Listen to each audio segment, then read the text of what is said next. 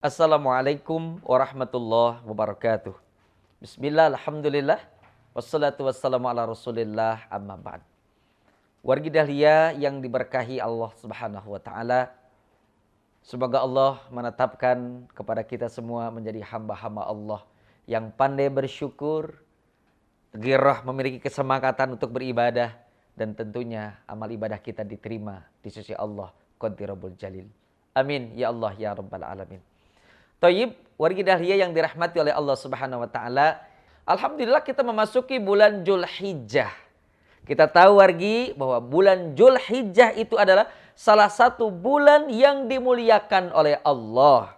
Sebagaimana hadis Nabi SAW, hadis yang sahih, bahwa ada 4 bulan yang dimuliakan oleh Allah, yaitu bulan Dzulqa'dah, bulan Dzulhijjah, bulan Muharram, dan bulan Rajab. Nah, sekarang kita berada di bulan Dzulhijjah.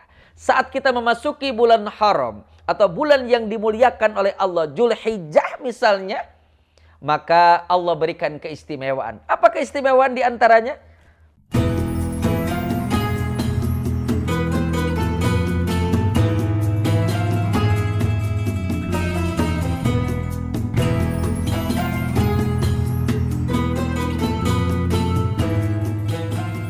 Pertama, wargi dahlia, ibadah yang kita tunaikan di bulan Dzulhijjah yang termasuk bulan dimuliakan oleh Allah, derajat amal ibadah yang kita tunaikan naik menjadi ibadah yang dicintai Allah. Saat ibadah naik derajatnya menjadi ibadah yang dicintai oleh Allah, maka wargi dahlia yang dirahmati oleh Allah, maka akan berpeluang amal ibadah itu cepat diterima oleh Allah Subhanahu wa taala. Saat berdoa dikabulkan oleh Allah. Saat bermunajat dijawab oleh Allah Subhanahu wa taala, dan amal ibadah yang ditunaikan Allah akan membalasnya dengan pahala yang tidak terbatas. Maka bersemangatlah wargi dahlia, di bulan Dzulhijjah kita tingkatkan amal ibadah. Salah satu ibadah yang termulia di bulan Dzulhijjah ini adalah kita melakukan kurban wargi. Di dalam Al-Quran Allah Subhanahu wa ta'ala menjelaskan, Inna a'tainakal kautsar. Sungguh aku telah berikan kenikmatan kepadamu dengan kenikmatan yang besar. Fasalli li rabbika. Maka salatlah kalian atas nama Tuhanmu, wanhar, dan berkurbanlah. Arti berkurban di sini bisa diartikan dan identik dengan kalau dalam bahasa Jermannya mah pepencitan wargi dahlia ya. Ini pepencitan dengan menyembelih hewan kurban, bisa unta ya, bisa sapi, bisa domba wargi dahlia yang diberkahi oleh Allah Rabbul Alamin. Kita tahu bahwa asbabul wurud atau nuzul dari peristiwa Idul Kurban ini saat Nabi Allah Ibrahim alaihissalam diminta apa? Diminta untuk menyembelih anaknya Ismail. Wargi dahlia, siapa sih yang tidak menginginkan seorang anak? Saat Nabi Ibrahim dalam kesendirian, ya, tidak ada gelak tawa anak kecil, tidak ada nangisan anak kecil yang menghiasi rumah tangganya wargi dahlia. Dia berdoa, ya Allah, saya cinta kepada Engkau ya Rabbana.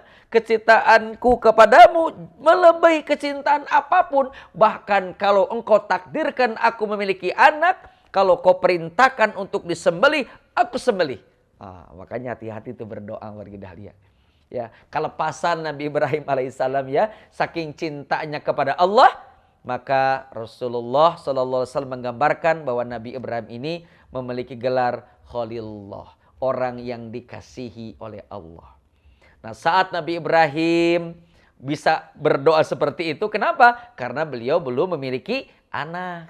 Nah, saat Allah takdirkan Nabi Ibrahim memiliki anak Ismail, ditagih itu janjinya ke Allah. Sok Ibrahim, dulu ketika kau berdoa kepadaku, kau cinta kepadaku, mengalahkan kecintaanmu kepada siapapun, termasuk anakmu. Sekarang anakmu sekarang ada, aku minta sembelih anakmu.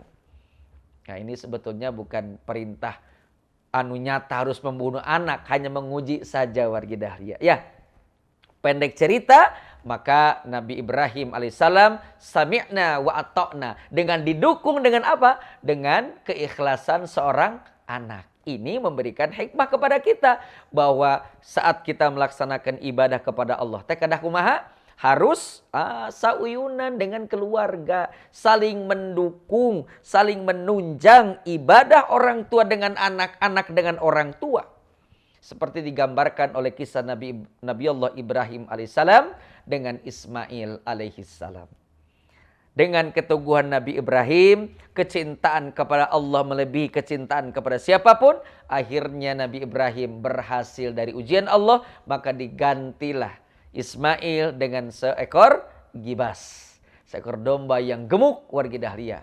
Nah sampai saat ini jadilah sebuah keharusan, ketetapan dari syariat Islam bahwa kita disarankan untuk berkurban. Bagi yang memiliki kemampuan. Dan sebetulnya mampu kita tahu wargi dahlia. Ya mampu, masa anak kecil saja mengumpulkan uang jajan sedikit-sedikit. 1 tahun bisa membeli domba, ya bisa membeli kambing. Masa kita enggak? Nah ini tinggal apa?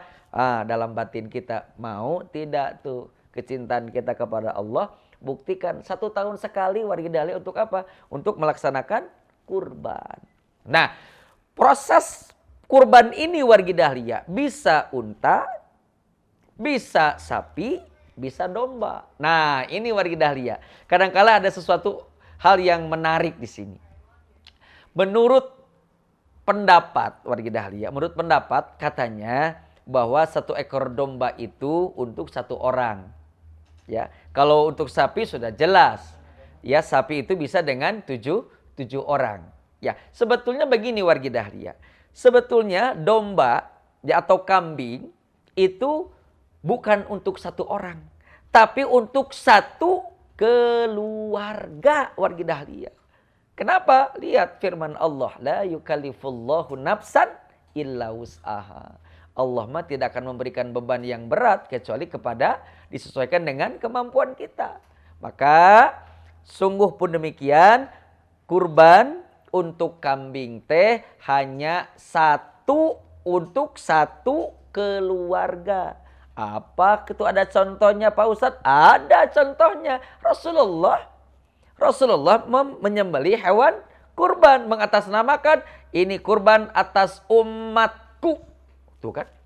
Rasulullah menyembelih hewan kurban, kambing, mengatasnamakan umatnya.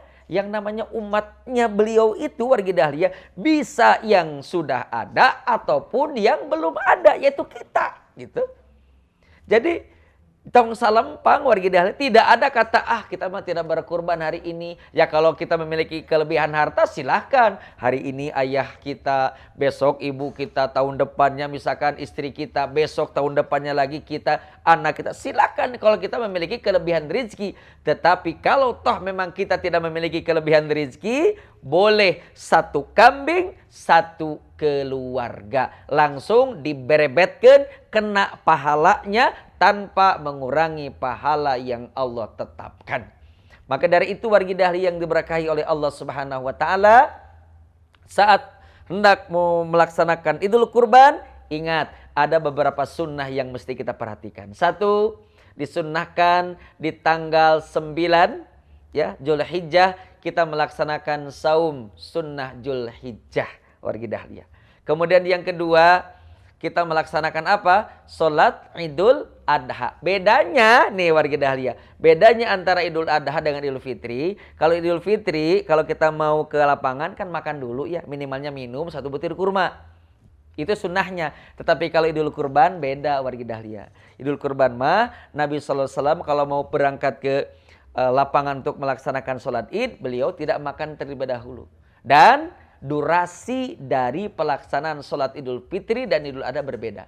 Idul Fitri lebih lama. Kalau Idul Adha dipercepat oleh Rasul. Kenapa? Karena Rasulullah ingin cepat menyembelih hewan kurban, kemudian memasak dan memakannya bersama-sama dengan para sahabat. Nah, disunahkan juga wargi dahlia dalam hari tasyrik kita tidak boleh berpuasa.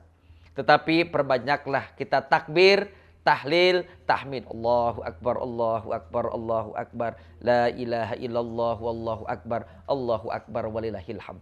itu disunnahkan untuk menyebutkan kalimat-kalimat thayyibah.